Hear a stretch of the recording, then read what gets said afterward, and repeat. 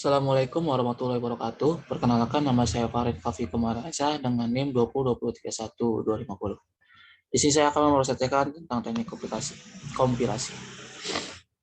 Apa sih itu teknik kompilasi?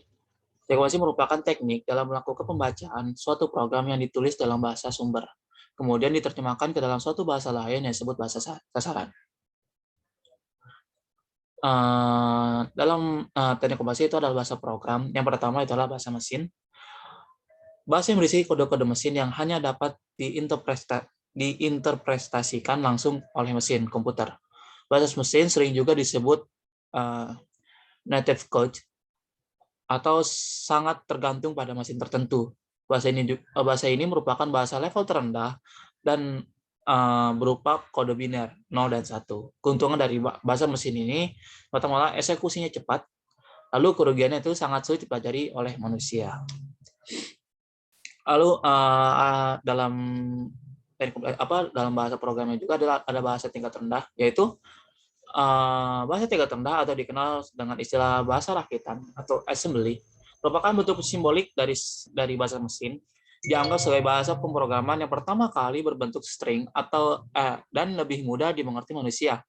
Setiap kode bahasa mesin memiliki simbolik sendiri dalam bahasa assembly. Misalnya ada D untuk penjumlahan, mul untuk perkalian, sub untuk pengurangan, dan lain sebagainya. Ada 3 kelebihan dari bahasa tingkat rendah. Yang pertama itulah eksekusinya cepat. Yang kedua adalah mesin bisa dipelajari oleh masih bisa dipelajari dari bahasa mesin. Lalu yang ketiga adalah file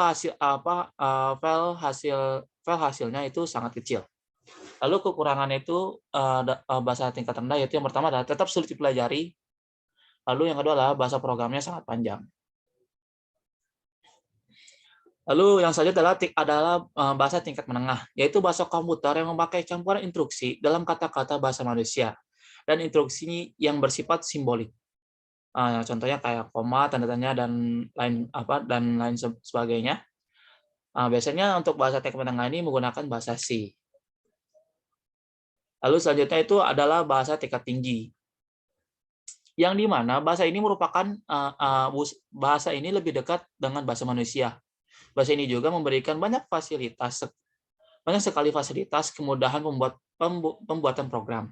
Misalnya variabel, tipe data, konstanta, struktur kontrol, loop, fungsi, prosedur, dan lain-lain.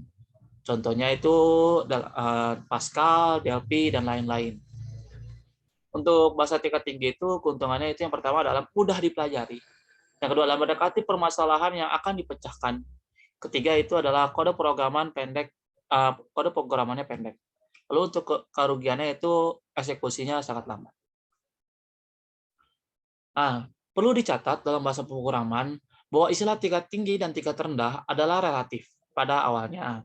Bahasa rakitan dianggap sebagai bahasa tingkat rendah, sementara COBOL, C, dan lain-lainnya dianggap sebagai bahasa tingkat tinggi, mengingat mereka mengizinkan abstraksi terhadap fungsi, variabel, evaluasi, ekspresi.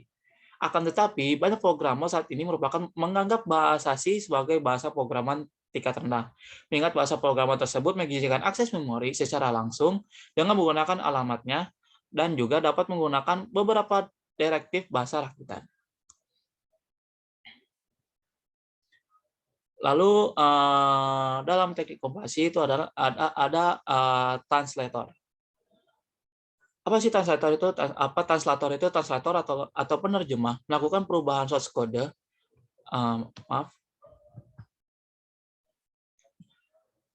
Melakukan perubahan source code atau source program ke dalam target code atau objek program atau objek code atau objek program. Source code ditulis dalam bahasa sumber. Objek code merupakan bahasa programan lain atau bahasa mesin pada suatu komputer. Nah, macam-macam translator antara lain yang itu ada assembler, interpreter, dan compiler. Nah, untuk assembler sendiri untuk penggambaran prosesnya yaitu adalah kita punya source program yang lalu masuk ke translator. Dari translator itu akan mendapatkan pesan error yang apabila yang nanti kita ubah source programnya. Lalu apabila berhasil, dia akan masuk ke target program. Yang target program ini langsung mengubah menjadi machine language. Lalu kita masuk dari tahap selanjutnya itu adalah pertama adalah assembler. Assembler sendiri source kodenya itu adalah bahasa assembly. Lalu untuk objek code-nya itu adalah bahasa mesin. Contohnya itulah turbo assembler, macro assembler. Nah, untuk penggambaran prosesnya juga, pertama itu kita mempunyai source text file yang bentuknya ASM, lalu masuk ke assembler. Nah, dari assembler langsung ditranslasikan ke bahasa mesin dalam bentuk biner. Selanjutnya adalah interpreter. Apa itu interpreter? Perangkat lunak yang mampu mengeksekusi kode program lalu menerjemahkan ke dalam bahasa mesin sehingga mesin melakukan instruksi diminta oleh programmer tersebut. Perintah atau kode yang dibuat programmer tersebut dieksekusi baris demi baris sambil mengikuti logika yang terdapat pada kode tersebut. Interpreter tidak membangkitkan objek code hasil transaksinya hanya dalam bentuk internal.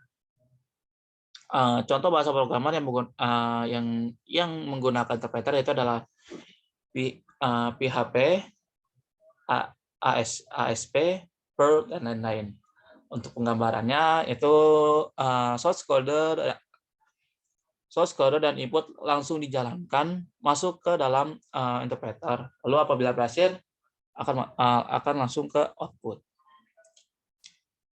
Nah, untuk compiler ini istilah compiler selanjutnya adalah compiler. Untuk compiler ini istilah compiler muncul karena dulu ada programan yang menggunakan subrutin atau pustaka-pustaka untuk keperluan yang sangat khusus yang dikumpulkan menjadi satu sehingga diistilahkan compilate. Input bahasa source code program seperti Pascal, C, C++. Object code adalah bahasa assembly, source code dan data input diproses pada saat yang berbeda. Jadi compile time adalah saat mengubahkan dari source code menjadi object code. Root time adalah saat eksekusi object code dan mungkin menerima input data dari user. Output bahasa assembler kemudian di linker dihasilkan ke file ex. Terus kekurangannya dari compiler itu yang pertama adalah dubbing lebih lambat. Lalu untuk keuntungan adalah program lebih cepat dan menghasilkan file ex atau executable yang berdiri sendiri. Jadi dia terjadi dua proses. Yang pertama itulah di sini source code. Dari source code itu masuk ke compiler. Dari compiler itu langsung masuk ke matching language program. Nah, apabila kita sudah mendapatkan ini, lalu kita membutuhkan input untuk menghasilkan outputnya. Jadi dari input masuk ke matching language program, baru masuk ke outputnya. Nah, ini adalah perbedaan interpreter dan compiler. Yang pertama itulah menerjemahkan instruksi per instruksi untuk interpreter. Sedangkan compiler menerjemahkan secara keseluruhan sekaligus. Lalu untuk interpreter itu bila terjadi kesalahan dapat langsung diperbaiki secara interaktif. Sedangkan compiler apabila terjadi kesalahan source code programnya harus diperbaiki dan proses diulang kembali dari awal. Terus untuk interpreter juga tidak menghasilkan objek program. Sedangkan compiler menghasilkan objek program dan seterusnya. Sini ada banyak perbedaan-perbedaannya, bisa dibaca untuk lebih detailnya. Nah, tahapan compiler. Jadi kompilator ini adalah sebuah program yang membaca suatu program yang ditulis dalam bahasa sumber dan menerjemahkannya ke dalam suatu bahasa sasaran. Proses kompilasi dikelompokkan ke dalam dua kelompok besar. Yang itu adalah tahap analisa, yaitu menganalisis source code dan memecahkan menjadi bagian-bagian dasarnya, menghasilkan kode level menengah dari source code input yang ada. Sedangkan tahap sintesa membangun program sasaran yang diinginkan dalam bentuk antara. Dan tahap-tahap yang harus dilalui pada saat mengkompilasi program itu yang pertama, tahap analisa. Yang seperti tadi yang saya sebutkan. Di tahap analisa itu ada 3, yaitu analisa leksikal, yang berfungsi memecahkan teks program sumber menjadi bagian-bagian yang kecil yang mempunyai suatu arti yang disebut token, seperti konstanta, nama variabel, keyword, operator. Lalu yang selanjutnya adalah analisa sintaks. Berfungsi mengambil program sumber dan menentukan kedudukan masing-masing token berdasarkan aturan sintaksnya dan memeriksa kebenaran dan urutan kemunculan tokennya. Lalu selanjutnya adalah analisa semantik. Berfungsi menentukan validitas semantik atau keberartian program sumber. Biasanya bagian ini digabungkan dengan pembangkitan kode antara. Lalu selanjutnya adalah tahap yang kedua tahap sintase, yaitu pertama adalah pembangkit kode antara. Berfungsi membangkitkan kode antara seperti itu. Lalu selanjutnya adalah kode optimization, yaitu berfungsi mengefisienkan kode antara yang dibentuk. Lalu selanjutnya adalah kode generator, yang berfungsi membangkitkan kode program target dalam bahasa target yang ekivalen dengan bahasa sumber. Sekian dari saya. Mohon maaf bila ada kesalahan atau salah yang saya perbuat selama presentasi ini. Mohon maaf. Wassalamualaikum warahmatullahi wabarakatuh.